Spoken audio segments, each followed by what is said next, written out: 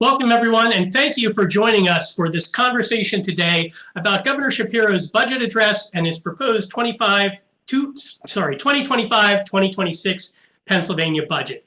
My name is Jeff Garris. I am the Outreach and Partnerships Director here at the Pennsylvania Policy Center.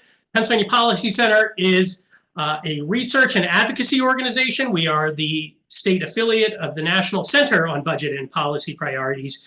And we provide a whole lot of resources and education online for folks who want to learn more about state and federal and even local policy issues. So this is a very special Zoom meeting that we're doing today because we do now know what Governor Shapiro has proposed, and we're beginning to hear some responses from some of our folks in the General Assembly, some of our champions there, as well as some folks who are leading advocacy efforts here in this state. I just want to note really quickly that we have all of the lines muted. I did put something there in the chat about that so that we don't have any interruptions. Folks will be able to submit questions, and I would encourage you to submit questions even in advance of when we start taking them so that we have some of them ready to go. A lot of our speakers here have to run and in and out of the meeting today, so we'll get to as many as we can. On that note, I just want to note again that this is Budget Day 2025. And we are going to be looking very closely at what the governor's priorities are for this year. On that note, I want to turn it over to my colleague and our executive director here at the Pennsylvania Policy Center, Mark Steer. Mark. Thanks, Jeff. Welcome, everyone. I'm the executive director of the Pennsylvania Policy Center. As Jeff said, I'm just going to say a few words about the budget in general, then turn it over to some of our speakers. So our view, as you can see from the statement we put out, which will be in the chat momentarily, is that we believe this is a very good budget in many ways. There are a number of very positive initiatives, but aside from the area of education, most of them were not very costly initiatives, and that's a good thing. The state budget that governor proposes is fairly austere because the state has fairly limited resources. He proposes spending $51.5 billion, but we are bringing in revenues this year only $47.1 billion, and that means that we'll be spending $4.4 billion more than we actually bring in. What's making up the difference is the $11.5 billion we have in two surplus pots, the regular general fund surplus and the rainy day fund. We're going to come back to this topic at the end of the event. I just wanted to let you know that I'll be discussing that with Representative Chris Rabb, who'll be joining us in about a half hour. But first, we're going to look at some of the positives, initiatives in Governor Shapiro's proposal, starting with Representative Joshua Siegel from the 22nd District in Allentown, who's going to be talking about housing and minimum wage and anything else he cares to talk about. Thanks, Mark. I really appreciate the opportunity to be here today and for the Pennsylvania Budget and Policy Center for putting this forum together and an opportunity for members and folks to be able to ask myself and some of the other panelists questions. And thanks for everyone for being here. As we heard in the governor's budget address, obviously, I'm very excited by the fact that once again, we've renewed our commitment to a $15 an hour minimum wage. The Pennsylvania House, on our House Democratic majority, has been committed to that for the last 2 years. And I think, as the governor rightly pointed out, the Republican-controlled state Senate remains the obstacle to raising, the wage here in Pennsylvania. 15 is obviously, unfortunately now at this point in time, I think also, frankly, behind where we need to be. I think that from a market standpoint, we're already effectively at 15. But what I will say is that what House Dems have explored, and I also think is a meaningful part of the reform, and in raising the wages, we've always talked about indexing it and connecting it to inflation or CPI. And I think that that's critical because the issue, not just in the Commonwealth, but I think frankly across the country, is that all too often we tend to raise the minimum wage in these very long, like inordinate bouts and starts. And so, we do it in 10 or 12 year increments sometimes, or sometimes frankly longer. And so by the time we get to the next increase, the market has already basically rendered that increase, basically irrelevant. And cost of living has risen vastly. So $15 an hour, obviously broadly supportive of. It's incumbent on us to make sure that the Republican State Senate carries that across the finish line and ultimately passes that so it gets to the governor's desk. That has been our obstacle. by and large, but also make sure that we make it clear that it has to be tied to CPI and it has to be tied to cost of living. This way it goes up annually. As many of you well know, every legislator gets an annual raise increase every year, no matter how much work we do. And frankly, I think that everybody in the state of Pennsylvania, every working person should be getting a raise every year as well to keep up with the cost of living. We also heard some, I think, really important initiatives both on housing attainability and housing access that excite me greatly. My primary focus and my biggest passion in the legislature has been addressing our generational crisis in affordable housing and attainable housing. You saw the governor allude to it in his address and talk in his address about the fact that Commonwealth-wide, we are short roughly 100,000 housing units. That's a pretty conservative estimate, actually. I mean, I've heard estimates as high as 250,000, sometimes slightly more. This is about, and there's a number of factors that have contributed to this. It's decades of underbuilding. It's extraordinarily strict and often cumbersome local land use and zoning regulations that undermine our ability to build housing where there is greatest demand and greatest need. So all too many communities sort of shut the door on additional housing growth. And it's also been the fact that the public sector, I think, frankly, hasn't played as large a role as it should in helping subsidize and create a broader pool of affordable and attainable housing, both owner occupied and rental. So obviously the last few years we have struggled to get whole home repairs into the budget and struggled to get some sort of long-term sustainable funding to help folks who are homeowners, seniors, people on a fixed income have the requisite funds to make needed home improvements, whether that be energy efficiency, fixing up a broken roof, making facade improvements. We saw money set aside in this year's budget for a comprehensive home repair program. That's a great step. I believe the number was $50 million. Far below what was originally spent for American Rescue Plan funds a few years back. I think it was $150 million that Senator Saval had set aside and was able to be funded. But it's a good start towards recognizing that there are so many folks across the Commonwealth who want to remain in their home, who want to stay where they are, want to make sure that that home is in good shape and in good standing so that they're not cited by local code officials or in danger of being removed from their housing, or want to pass that home along to their children in the next generation, but can't make those requisite improvements. That's a critical first step. We saw once again a proposal to accelerate the growth of the FAIR funding, which we had set to raise by about $10 million every year through 2028. We'd now tap out in 2028 at $110 million. That is our biggest source of public funding towards the development of affordable housing. It's instrumental in particular rental housing. It's been very, very effective in the Lehigh Valley at helping us add to our housing stock through many of our housing authorities. I was also exceedingly happy to hear about expungement for eviction records.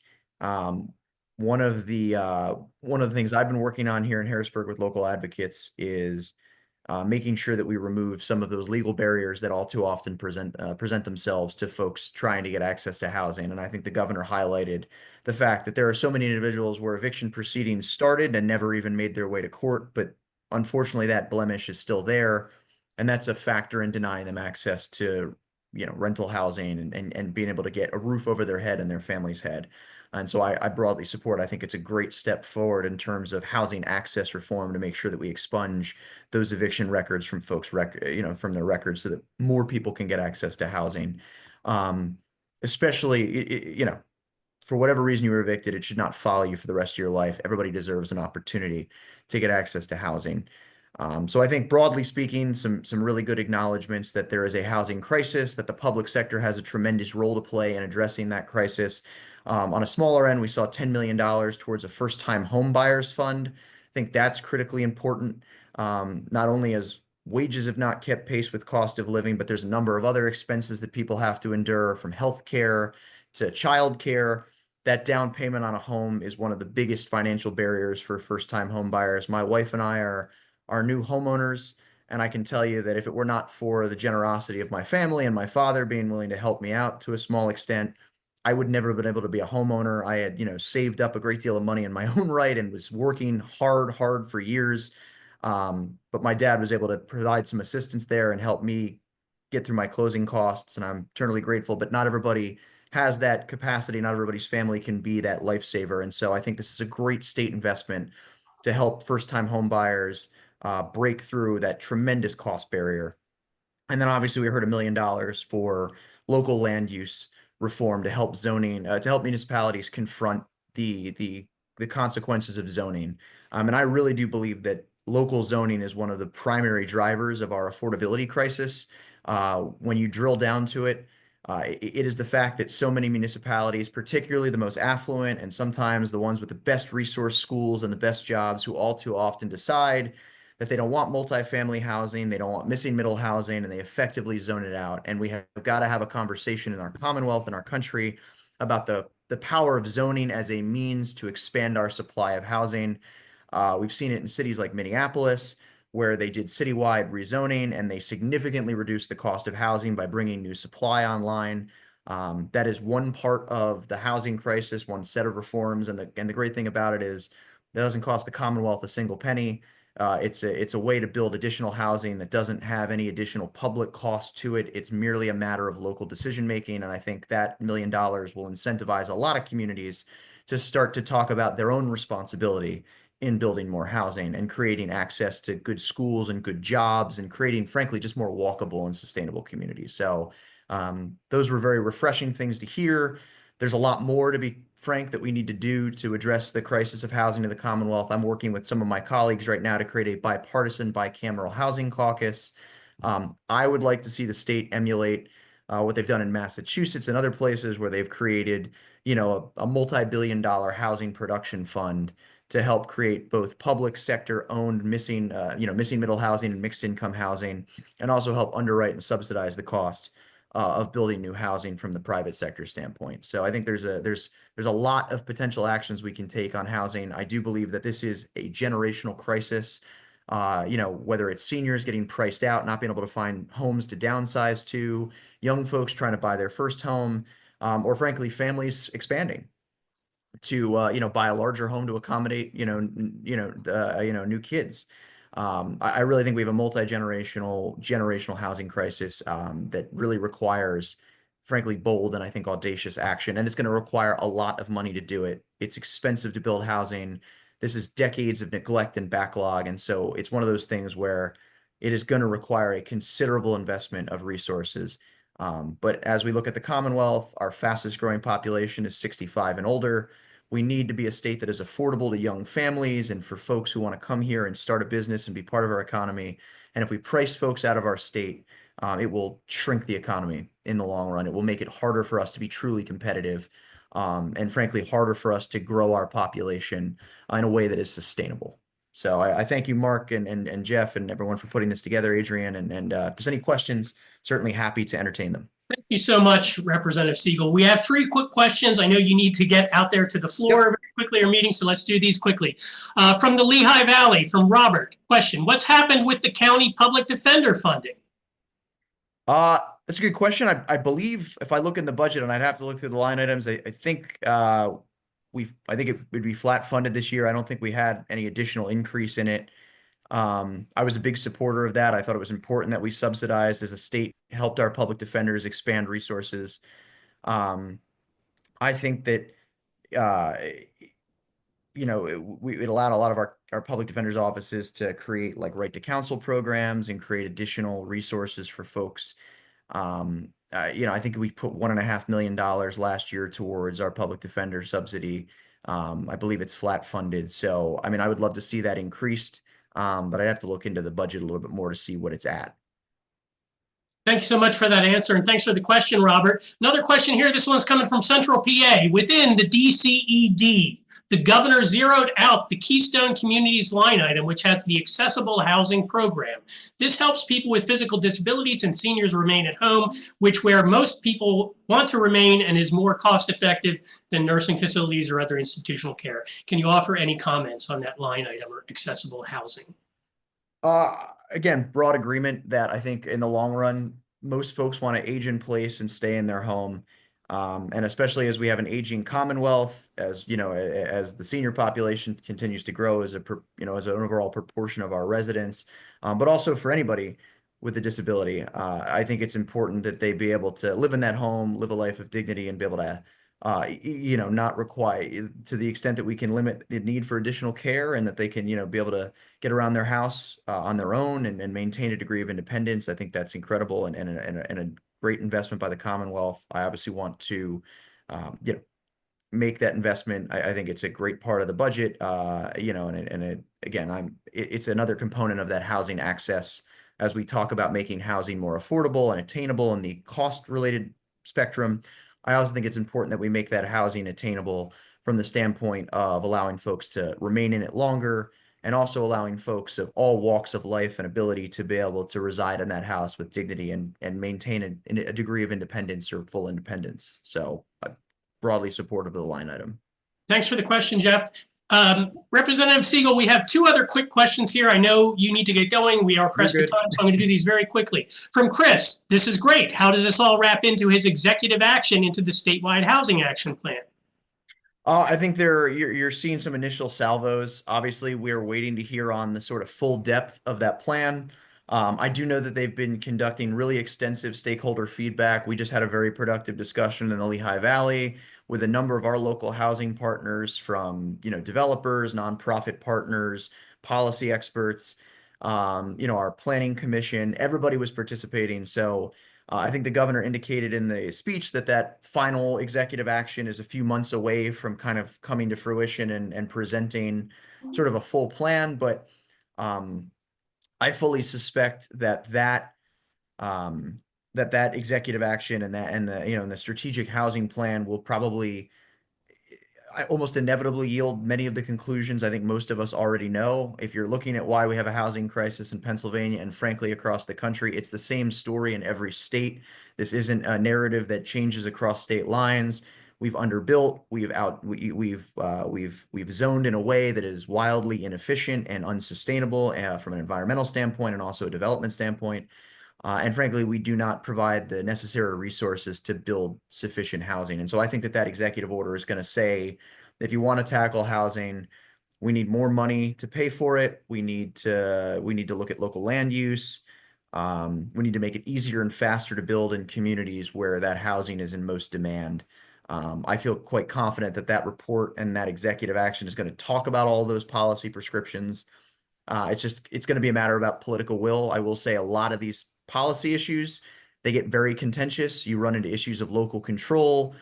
Anytime the state delves into how local municipalities control the land within their own jurisdiction, it's a very sensitive subject. It's very difficult. But I also believe that, leadership is not about low-hanging fruit or the path of least resistance. And to be frank, the only way we're going to get out of this crisis is build to a large extent. And that is going to require us to tackle those problems and those challenges. And there's been good models. Oregon, for example, and Washington State have both passed really great statewide legislation that has allowed municipalities to adopt really great housing policy through a carrot and stick approach. There is bipartisan consensus across the country. I think it's time for Pennsylvania to recognize that as well. Great. Thank you so much, Representative Siegel. We have some other questions, but we know you need to get going. We have some other speakers. We're going to take all of these questions here, though. I did put your website there in the chat if folks want to try to follow up with you directly as well, but we'll try to get these questions. Great. Any emails, happy to answer them. Thank you so much. Appreciate it. Yep. Mark? So I want to thank Representative Siegel. There's a reason why he's one of the up-and-coming members of the Pennsylvania House of Representatives. He's someone we look to for putting forward policy ideas that are smart, new, innovative. And so we're really happy that you were able to join us. What you're saying about housing makes absolute sense to me. Thank you, Mark. So I'm just going to add one thing about minimum wage, because while wages have gone up and 15 is still too low, if we raise the minimum wage to 15, almost 20% of Pennsylvanians would get a raise, because people making just a little below the minimum wage and people making just a little of 15 and people making a little above the minimum wage of 15 would all get a raise. That's about 20% of Pennsylvanians. It would add about $1.3 billion to consumption in our state and help our economy. Now I want to turn the floor over to Priyanka Reyes-Kora, who is one of our close allies from Children First on education funding, and she's going to talk a little bit about the education budget in Governor Shapiro's plan. Great. Thanks so much, Mark, and I'm happy to be here. Like Mark said, I'm Priyanka Reyes-Cora. I'm the K-12 Education Policy Director at Children First, and also work at the PA Schools Work Coalition, along with Penn Policy Center, and also with Kristen here from in this Together NEPA. So here to talk about education funding. This year is the second year after the Commonwealth Court decision said that we need to dramatically change the way that Pennsylvania funds our public schools because the current system is unconstitutional. Now, what we were looking for as school funding advocates is a real commitment to making progress towards the $4.5 billion adequacy funding gap that our schools currently have. And we saw some progress in that direction. So for the second year in a row, Governor Shapiro has proposed about a $500 million increase for the lowest wealth schools in Pennsylvania. And that's really a tide shift in a sense, where the lion's share of new funding proposed by the governor targets those low wealth schools. And I want to talk a little bit about those low wealth schools. Low wealth school districts in Pennsylvania they serve 70% of all of our students. They are in every region and county of the state. 181 of them are rural districts, as well as some urban and suburban districts across the state as well. And this year, so in the first year of the funding, school districts were already able to start putting the funds to good use. This year, we expect to see a lot more with continued investments and predictability that school districts will see. In addition, there are some smaller increases in the funds that go to all 500 school districts. So $40 million increase in special education funding and a $75 million increase in basic education funding. So every school district will see an increase. Those increases are not quite enough to match rising inflation, but they are an increase. What kind of makes the whole package even more robust is that there's a proposal, just like there was last year.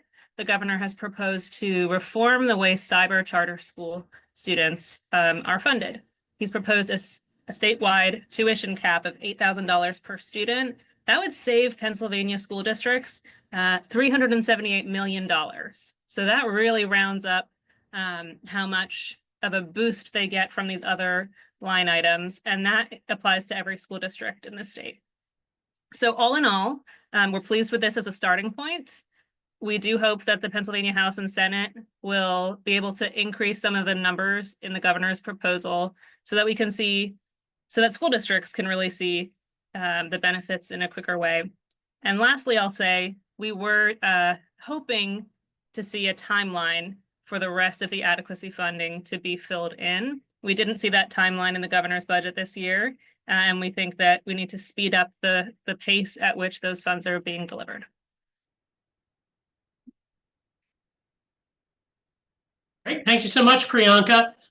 So getting a few questions here. And again, folks should remember that the lines are muted. You can drop questions in the chat. Question from Bill. What is the proposed special education cyber tuition? That's a good question, Bill. And hi, Bill. Good to see you. I actually am not totally clear on that just yet. I need to brush up on that and I will get back to you. The reason that's important for those on the call is that special education cyber costs are one of the biggest cost drivers for cyber school, and there's a real need to reform the system there. Okay, thank you for the question, Bill, and thank you as well, Priyanka, for helping folks to make some sense of what we're looking at in this budget in terms of education funding. Thank you so much for that. We may have some other questions coming in, but I'm going to turn it over to Mark here to introduce another one of our speakers today.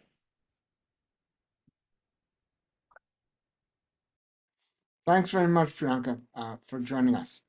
The next speaker is Kristen Volchansky, who is, I forget exactly what your title is, but you can tell everyone. But one of our best as advocacy director at Action Together NEPA.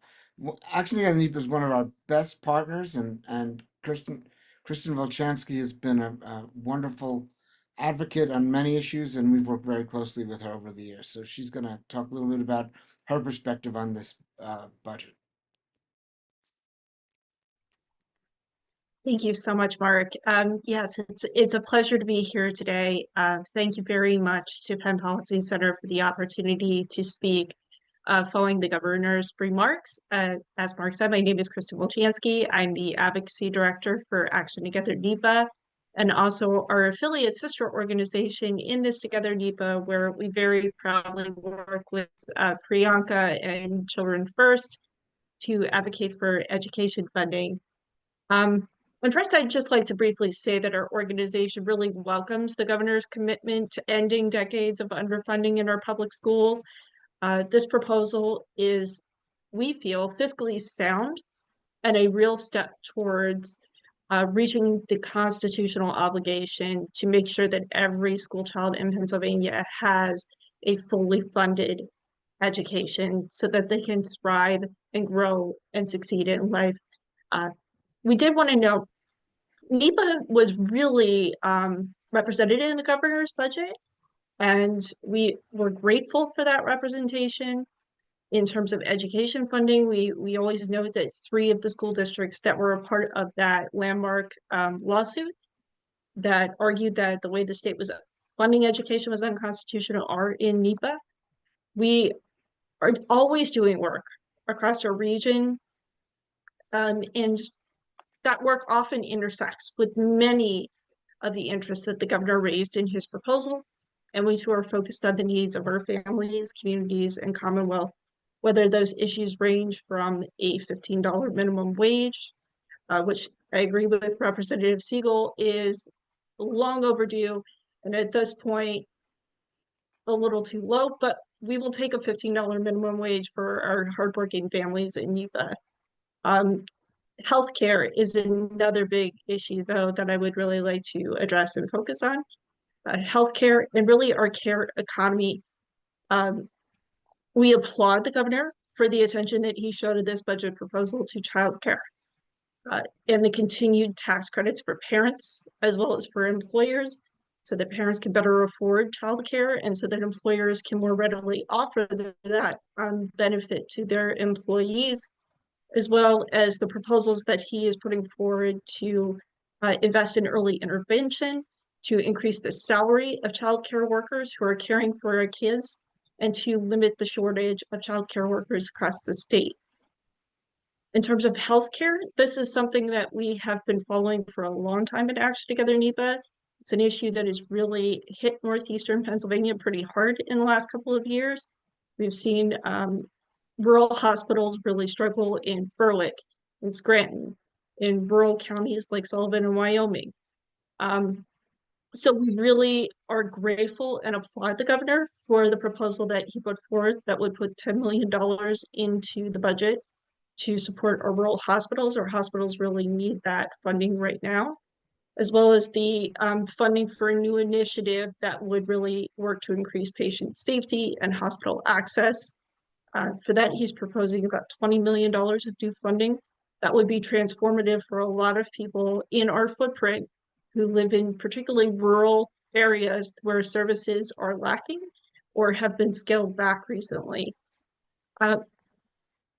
Also, another critical investment that we were very glad to see is the focus on mental health services and maintaining investments in county level mental health services, expanding those investments, also the expansion of the criminal justice diversion programs for people who are dealing and struggling with mental health.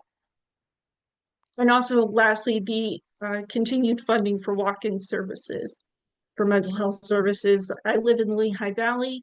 We have a lot of hospital systems and providers in our area, but sadly, we also have a shortage of mental health care providers. So even in more populated areas, this is a real dire need that we're seeing in our communities. I also applaud the governor for a proposal that may have flown a little bit under the radar. At one point in his speech, he mentioned an investment to create an all-payer claims database system. And I'm sure my My colleagues and friends on this call are going to roll their eyes because they get tired of hearing me talk about the all-payer system. This is a real transformative investment. It is very little cost for an incredible impact.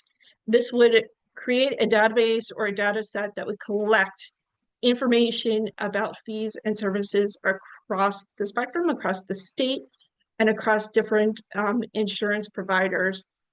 And really, it would be transformative in creating a large data set that would let us understand cost, utilization, geography, region. And with that, we can then find ways to increase efficiencies in our healthcare system, increase access in our healthcare system, and most importantly, increase affordability in our healthcare system. I can say from personal experience, as a patient, I have accessed care in Pennsylvania, and I've also accessed care in Maryland, where they have an all-payer system, which was instituted quite a few years ago and actually has been expanded by Republican Governor Larry Hogan. And for the exact same service in Maryland, I paid half of what I paid in Pennsylvania. So I think all-payer in particular really gives us an opportunity to do something transformative with our healthcare system. And I really look forward to hearing more from the governor and his administration on that point. And then lastly, I'll close by saying we were also very heartened to hear about the investments to combat food insecurity, but that the administration is putting forth. That is a huge issue in our footprint, especially in rural regions. And lastly, while we have urban areas, we are often very much a rural region. And I think quite a few of us from the Action Together team cheered when we heard the governor's portion of his speech that focused on agriculture, especially his bit of a jab at the opposing party that he was shocked to see so many people who represent farmers who could not plot for them. But as much as we may have smiled at that remark, we are really heartened by the investments that he's continuing to make in the Ag Innovation Fund and the work that leaders like Eddie Day Pishinsky are doing on that front to really support farmers in finding new innovative ways to, I was going to say, to support farmers to find new innovative ways to increase their financial viability and continue the very proud tradition that we have in this state of agricultural development. And I'll just in this speech, safety to mainstream, to agriculture, to childcare. We need real solutions to the problems that workers and families face in these areas. And we welcome the governor prioritizing them in his budget. Action Together will always fight for the needs of working people in Pennsylvania, and we look forward to the opportunity to do that alongside amazing partners like the Pennsylvania Policy Center and the organizations represented here on this call.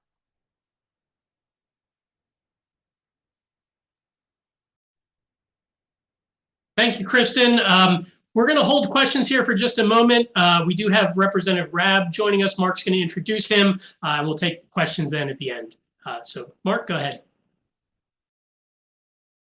Thanks, Kristen, and welcome Representative Chris Rabb from the 202nd District in Philadelphia. 200 District? 200, yeah. Sorry. He's my representative. I should know my own district number, shouldn't I? That's right. I went out of my way to make sure to get you in my district. So he and I are going to have a little chat about taxes and about budget deficits. So why don't you start, Representative Rabb? What is your take on the governor's proposals on taxation? What's there might be what's not there. What's there is a very pro-business agenda, and he's been consistent in that regard. I think there's some underlying assumptions that pro-business elected officials, be they executive branch or legislature make that I don't think are as grounded in policy that moves the ball forward for working families and society as a whole. So I took issue with that. He was very proud about reducing corporate net income tax and wants to continue in that vein this term, to which my Democratic colleagues were very supportive to my chagrin, because I do not believe that is the best tax policy to embrace. I'm being quasi diplomatic in saying that. Bottom line is, I'm just going to not bury the lead. We need to tax the excessively wealthy in this state. We need them to pay their fair share. And the irony of missing the opportunity or choosing not to say that is it's squandering the opportunity to generate literally billions of dollars, which your esteemed organization has done research on for years, in ways that make it easier to pass other substantive legislation without having to have revenue positive impacts. I speak specifically around adult use cannabis, which is related to this topic, because one of the things that the governor and other electeds want to do with legalizing cannabis is generate a ton of money.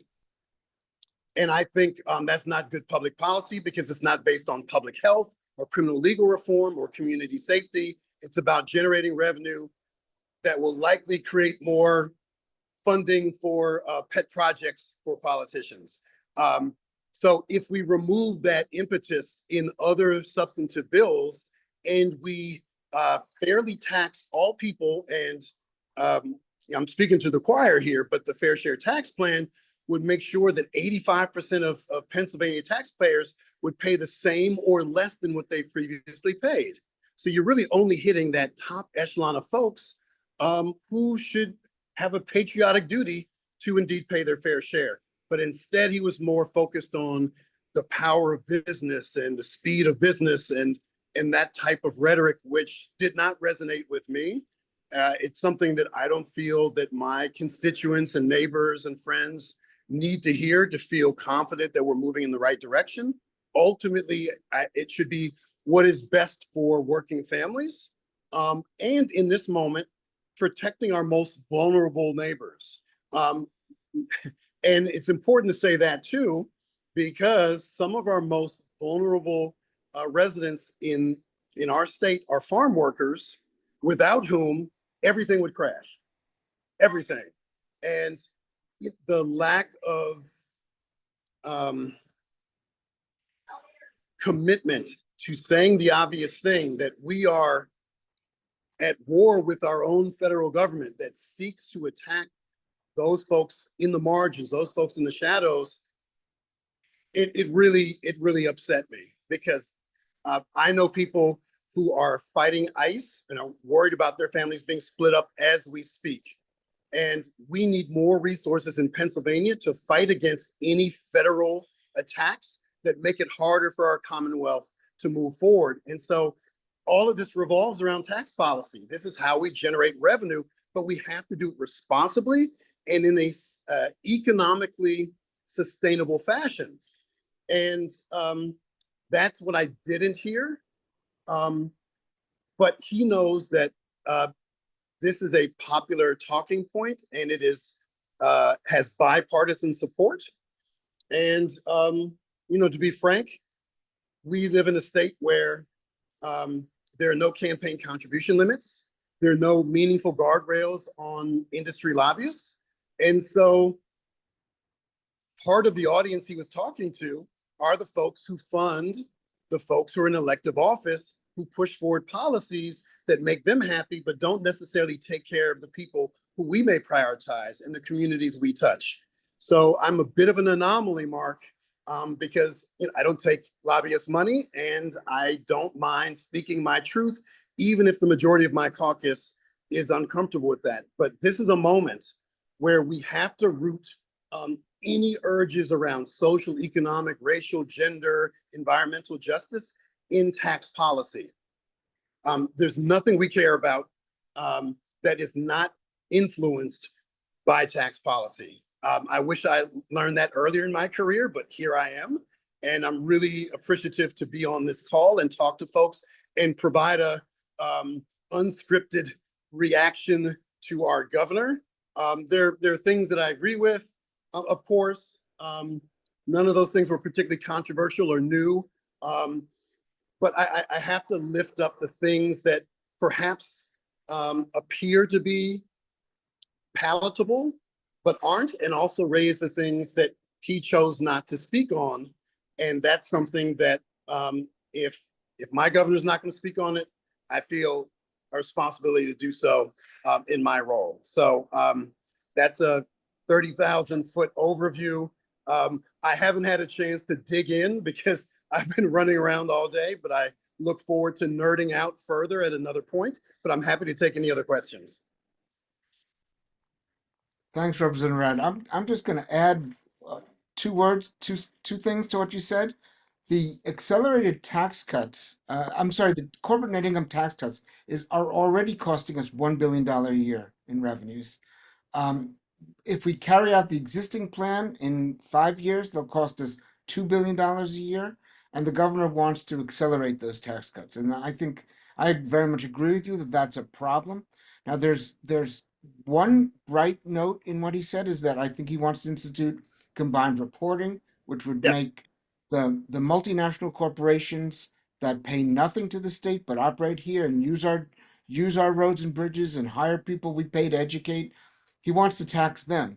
So that will raise, we're not sure, 400, maybe $500 million a year, but it will not make up for the deep cuts that we've seen in the net income tax already. Yeah, I was very pleased and surprised that he mentioned closing the Delaware loophole, which is something that I became acquainted with 8 years ago when I first took office.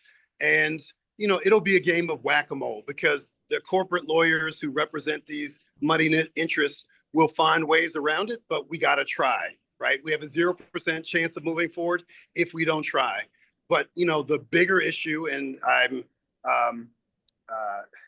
being very selfish in this moment. We have a fair share tax plan that you all did the yeoman's work for years to cultivate and improve and find advocates like myself to popularize, to normalize, to explain to folks. And I got to tell you, I know you all have done polling with the Pennsylvania Policy Center, but I've never had a bad reaction from a regular constituent about people paying their fair share. It's pretty common sense. It's backed up with plenty of research. It's substantive, and ultimately, it is rooted in equity, which is a very bad word to be saying these days. I know, but that's why I love saying it, because it's that much more important to double down on it. This is an equitable tax policy that doesn't just help working families; it also helps the entire state. And it allows us to use significantly more money in our coffers to do the things that the governor actually wants, but is not putting nearly enough money into because the pie is too small. So whether it's full and fair funding of public education, increasing the minimum wage, helping our extraordinary essential workers who are childcare workers, which is near and dear to my heart. All of these things benefit from having a progressive tax policy that benefits all. And it benefits the richest people too. Because who are the richest people if we assume, which is not really accurate, that a substantial percentage of rich people create thriving businesses, which they don't. They need to hire employees who need all the social services and supports that they don't currently have and will have less of under the Trump administration. So this is a win-win-win. And sadly, the thing that stands in the way of supporting this very bold policy is money in politics. But I'm going to shut up on that because that's a whole different subject. Okay, thanks very much, Representative Rabb. If there are any questions for Representative Rabb or Kristen Volchansky, we can take them now. I know Representative Rabb has to get back to the floor at some point, so I don't want to keep you too long. When you need to leave, just tell us and I could probably answer some questions I about have a that. few questions in the queue, Mark, that folks have been submitting over the last half hour. I think we can jump in a few of these and any of our speakers can take a shot at answering these. One question from Nan is if the minimum wage is increased, won't it just raise the overall cost of living? In states and municipalities that have significantly increased the minimum wage, that has not been the effect.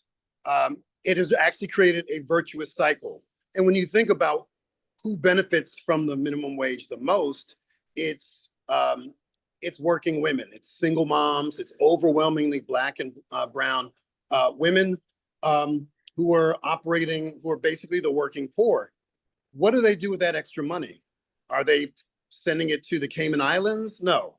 They're reinvesting in things immediately in a hyper-local way. So the people who actually benefit most quickly from it beyond the wage earners are local businesses,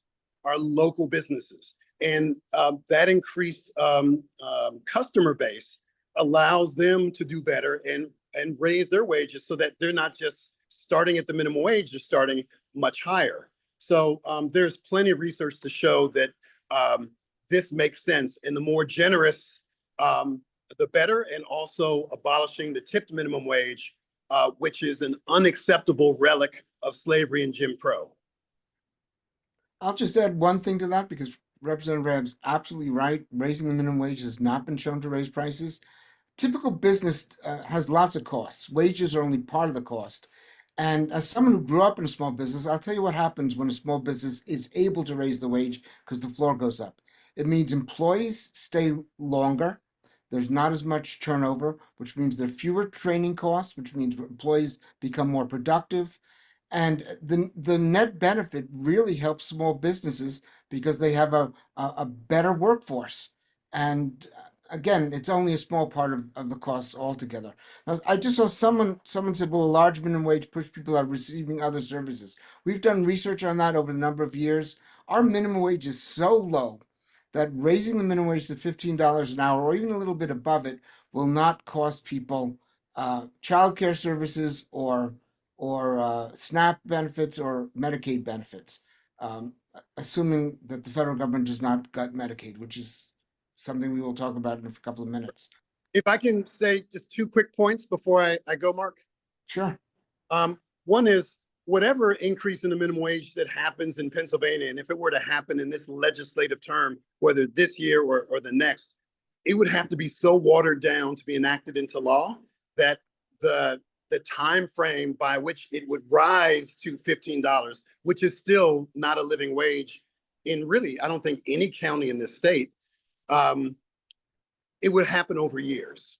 So no one is suggesting or believes that a bill can move us from $7.25 to $15 within immediately or within a year or even 2. So that's not a worry.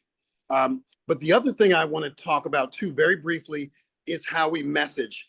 And I want to make this distinction, and please bear with me. I know it may sound a little pedantic, but I believe we should be focusing on the term local businesses versus small businesses, because according to the federal government, any business under 500 employees is considered small, which is absurd.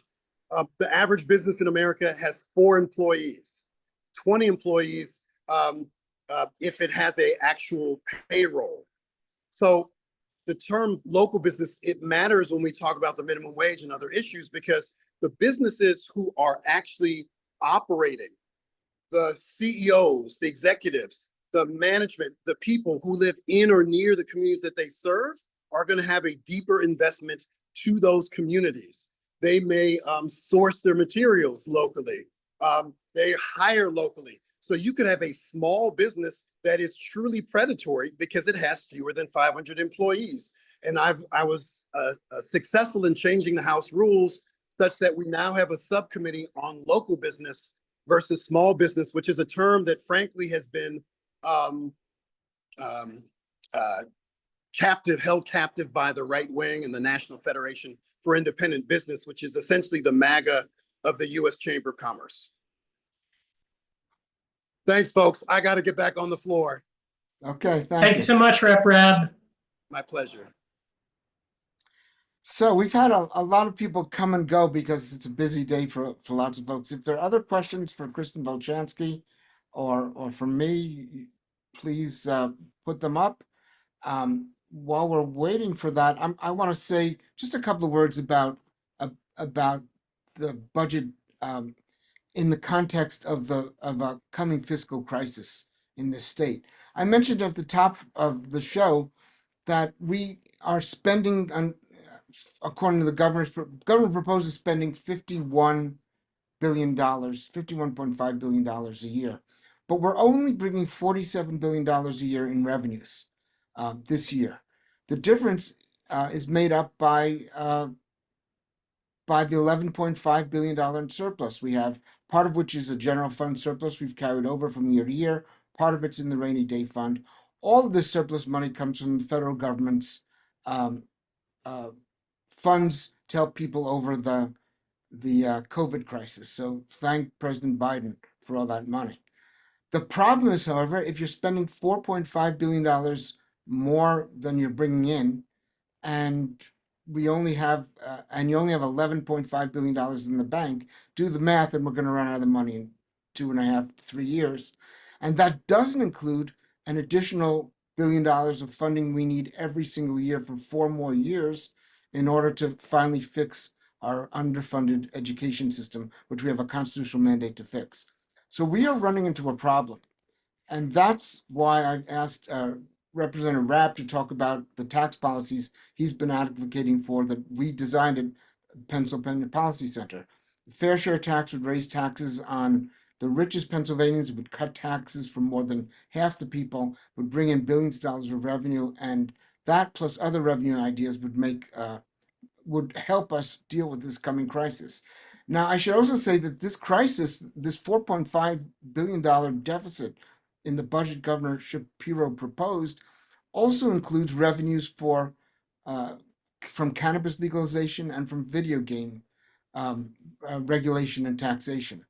I want to say 2 things about those things. One is, I think he's somewhat overestimating the amount of money we'll bring in next year from marijuana legalization, but in future years we should be able to raise a lot more. But we're probably only talking about $750 million. We're talking about the same amount for video games, but both of these taxes fall more heavily on people with low income and moderate incomes than people with higher incomes. Already in our state, the top 1% pay 6% of their income in state and local taxes.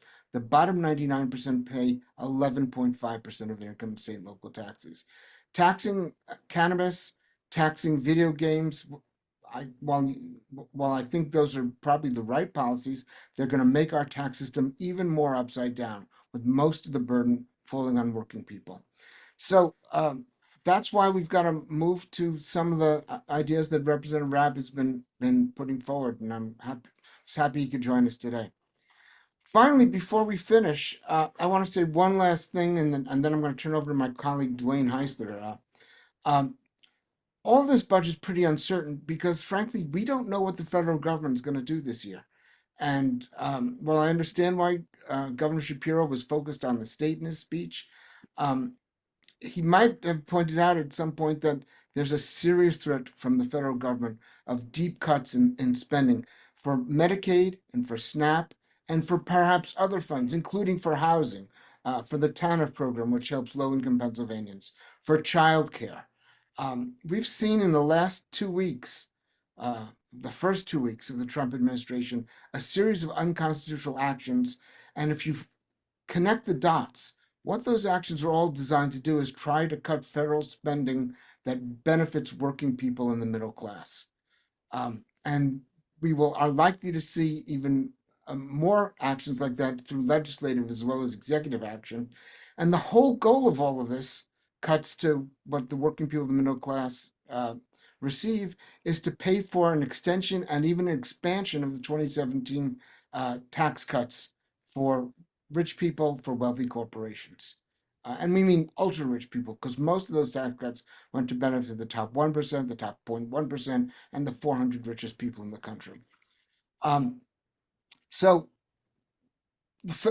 I don't envy state legislators and Governor Shapiro because the proposal he put forward today, which was well received and in many respects should have been well received, could be blown up if the federal government makes deep cuts to Medicaid, SNAP, and all the other programs that our state government relies on. Of the total amount of money that the state spends, about 40% comes from the federal government. So if we lose a bunch of that, our state is going to be in even deeper problems than we could be in a few years. Those problems could be accelerated and be very serious right now. So having said something about the uncertainty in budgeting that comes from what may or may not be happening at the federal government level, let's turn this over to Dwayne Heisler, who's our campaign manager and is running our federal Fight Back campaign, because he wants to say a little bit about what Yeah. what we're doing to try to stop devastating federal. Yeah. I wanted to let you know, Mark, Dwayne messaged me. He's really not feeling well, so I'm just going to start here at the end. Yeah, just want to let folks know about a couple of things. Dwayne Heisler, who's not feeling well today, is our campaign director who is handling the work with our Pennsylvanians Together campaign and our Pennsylvanians Together campaign allies, like Kristen Volchansky and the folks at Action Together Northeast PA and folks that we work with on a whole lot of issues. So we are going to be doing some things to help get folks up to speed on some of the federal policy issues. Trying to drop this in the chat, and I'm realizing I'm going to have a problem because it's too long. Sorry, I'm just going to try to get this quickly.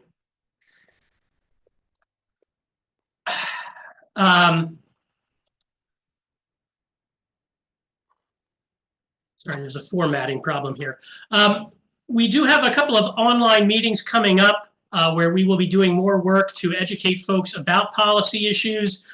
We have a new series that we're going to be starting that Dwayne is going to be hosting. It is very similar to our monthly policy action Zoom meeting, which we do have one coming up in just 2 weeks when we're going to be talking about some deeper dive into the state budget. But beginning in March, we are going to be launching a monthly federal policy action meeting where Dwayne and others will be helping to get folks up to speed on some of the challenges that we're facing at the federal level. That's going to be on the first Thursday of each month. We're starting that next month on March 6th. Dwayne and others would love to have folks there with us for that. And we are really looking forward to the opportunity to help folks get up to speed and involved on all of these issues. One last thing I want to drop in the chat, and we are kind of right at the last time here for our upcoming events. We've got a save the date for a 2025 People's Budget Summit and Day of Action. That's going to be focused on some of the things we need to do at the state level to fight back against some of these attacks on the federal level. Dwayne wanted to share that with you folks. That's coming up on Wednesday, March 26th. It's going to be all day at the PA Capitol Complex. We are planning to do some press events. We're planning to do some training, helping folks to get up to speed on what the policy issues are and how to be effective in talking with legislators. So I dropped that in the chat there. Please save the date. Sign up right now for that. We have a Facebook event page set up. And we do have a take action page, which I think I may have to send out in a follow-up email from this meeting. Sorry, folks, we had to make a few changes there at the last minute on some of the wrap up here, but we'll be sending out a comprehensive email with all of this. My apologies if some of the links are not working correctly. Mark, I don't know if you wanted to add anything to that, but that's... I just want to tell any of you in the Harrisburg area, there's going to be a rally at the Capitol steps tomorrow starting at 11 o'clock. It's about fighting back against various things happening in the federal government and under the Trump administration, the unconstitutional orders, the threat of Medicaid and SNAP cuts, the threat of deep cuts to taxes for the ultra-rich and wealthy corporations, and perhaps some other issues. God knows what Trump is going to do between now and tomorrow, which may give us something else to talk about. I'll be speaking at the event. Dwayne Heisler, if he's feeling well, our campaign director will be there as well. So feel free to join us and come out, because it's, as you know, there's tremendous effort needed to fight back against what's happening in Washington, as well as fighting for many of the good things we can achieve in Pennsylvania. pay attention to our website, penpolicy.org. We have a new website coming in just a couple of days, and we will let you know about how you can fight back against the Trump administration and Republican Congress, and how you can support some of the good things happening in Pennsylvania. Thank you all for being here. I'm really grateful for some of you taking time out of your day to join us and hear this very quick reaction to a very complicated, long budget. I made a joke in the chat that the budget's 1,000 pages long, and I only got to read about half of it before we started today. So we're gonna be telling you a lot more about what's in this budget and about what's happening at the federal level very soon. So thank you all, and have a good afternoon. Thank you, Mark. Thank you to everybody on the Pennsylvania Policy Center team. See you folks coming up next 2 weeks from this Thursday when we do another look at the state budget. Have a great afternoon, everybody.